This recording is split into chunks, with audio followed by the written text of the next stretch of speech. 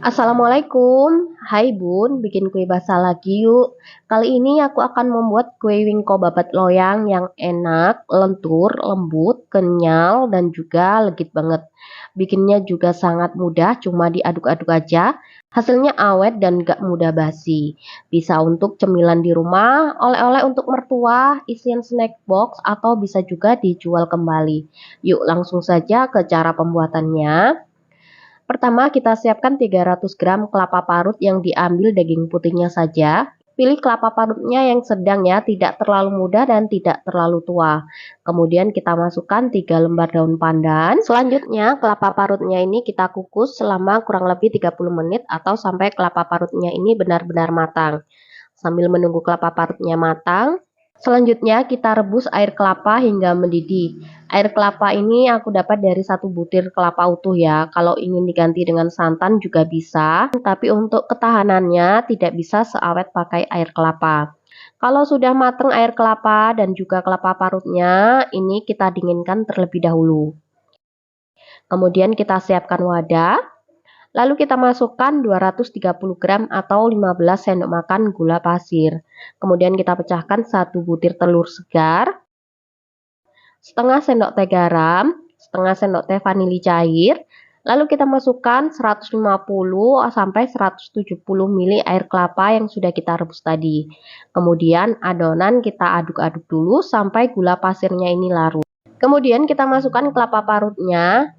Lalu kita masukkan juga 300 gram atau 30 sendok makan tepung ketan putih. Selanjutnya kita aduk hingga semua bahan tercampur merata. Jika adonannya terasa masih kaku, bisa tambahkan sedikit air kelapa ya. Untuk air kelapanya ini disesuaikan saja karena untuk kelembapan tepung dan kadar air pada kelapa itu berbeda-beda.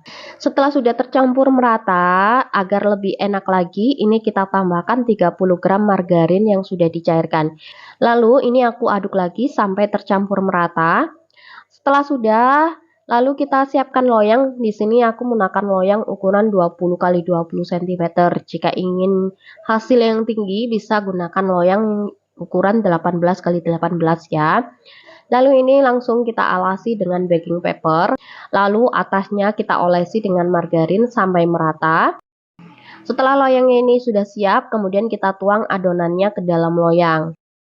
Lalu lanjut, ini adonannya kita ratakan. Setelah itu adonan ini kita masukkan ke dalam kukusan yang sudah kita didihkan sebelumnya. Kukus adonan selama kurang lebih 30 menit. Sambil menunggu adonannya matang, selanjutnya kita pecahkan 1 butir telur. Kalau mau menggunakan kuning telurnya aja juga bisa ya, disesuaikan aja. Lalu ini aku tambahkan sedikit susu kental manis. Tambahkan pewarna kuning telur secukupnya. Dan kita beri 1 sendok teh minyak. Kemudian kita kocok telurnya hingga tercampur merata. Nah, ini untuk kue wingkonya sudah setengah matang ya. Selanjutnya kita keluarkan dari dalam kukusan. Kemudian lanjut kita olesi bagian atas wingkonya dengan kocokan telur tadi. Ini kita oles sampai merata ya.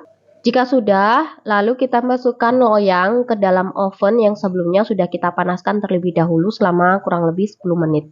Kita panggang wingkonya selama kurang lebih 20 menit di suhu 200 derajat menggunakan api atas bawah atau bisa disesuaikan saja dengan oven masing-masing di rumah. Setelah 20 menit kita oven, ini sudah kecoklatan ya. Kemudian kita keluarkan sebentar. Lalu wingkonya ini kita keluarkan dari dalam loyang. Ini kita ambil baking papernya.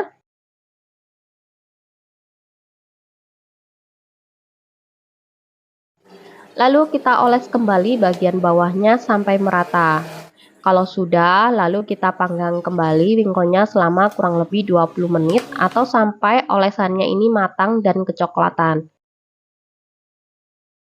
Setelah 20 menit kita panggang yang kedua, ini wingko loyangnya sudah benar-benar matang ya bun.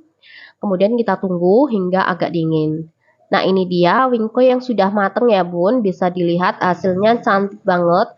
Bagian atas dan bawah sama-sama cantik. Kemudian kita potong-potong sesuai selera. Ini aku biasanya satu loyang jadi 18 potong. Nah, ini ya hasil potongannya, bagian pinggirnya ini kering dan ini yang bagian tengah ya. Ini sangat kenyal, lembut, dan juga lentur banget. Nah, mudah banget ya cara buatnya. Semoga resep kali ini bermanfaat untuk kita semua. Jangan lupa share resep-resep dapur Nazwa di seluruh media sosial yang kalian punya. Terima kasih. Wassalamualaikum warahmatullahi wabarakatuh.